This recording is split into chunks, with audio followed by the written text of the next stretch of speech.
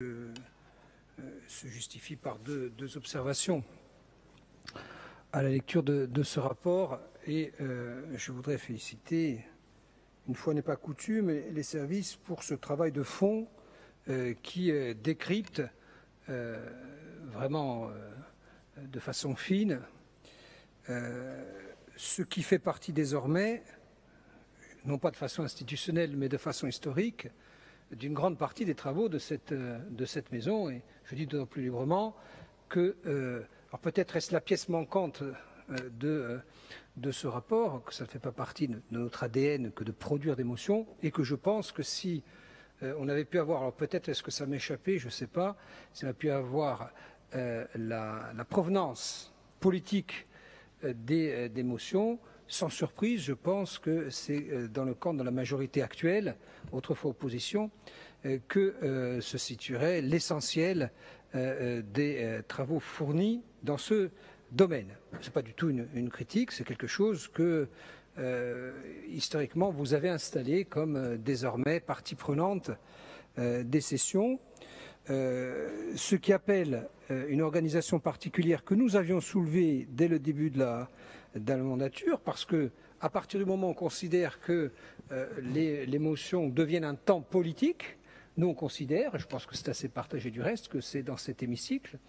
à des heures dédiées, que doivent, c'est-à-dire audibles, visibles, que doivent être débattues ces motions qui couvrent des sujets très, très divers. C'est la raison pour laquelle nous avions, et on le réitère à travers un amendement cette fois-ci,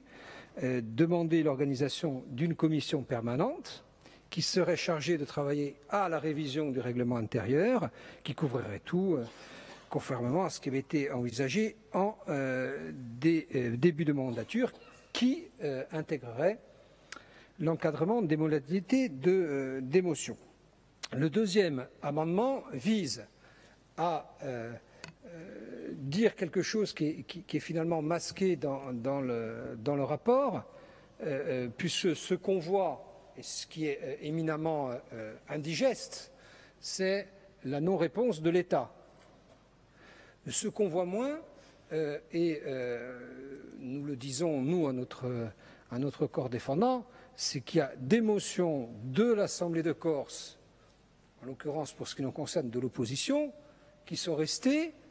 sans suite. Donc que l'on mette le doigt sur l'incapacité, le défaut de volonté, peut-être même le cynisme de l'État, voire même le mépris institutionnel de l'État lorsqu'il ne répond pas à nos motions, on est les premiers à partager cette indignation. Bien, ceci étant posé, si nous pouvions, c'est-à-dire en l'occurrence, si vous pouviez répondre aux sollicitations, en tout cas d'une partie de cet hémicycle, j'en veux pour exemple des motions qui, à mon avis, relèvent d'une certaine importance stratégique. En 2018, nous avions déposé une motion sur le bail réel solidaire. Il n'y a pas eu le début de commencement d'amorce de réponse de votre part. Nous avions déposé 2 ans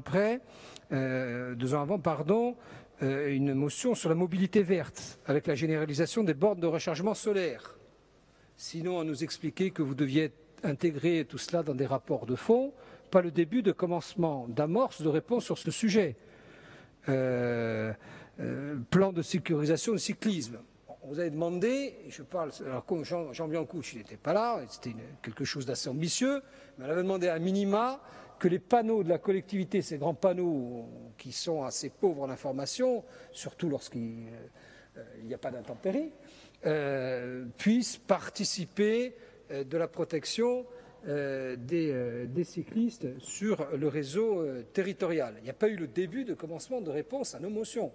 Donc c'est la raison pour laquelle, dans l'amendement numéro 1, nous vous demandons d'intégrer le fait que, après avoir pointé du doigt les manquements de l'État, on puisse aussi appeler notre collectivité à répondre à nos propres motions de façon à ce qu'on soit parfaitement équitable dans nos propres défaillances, ce qui sera plus audible pour pointer les défaillances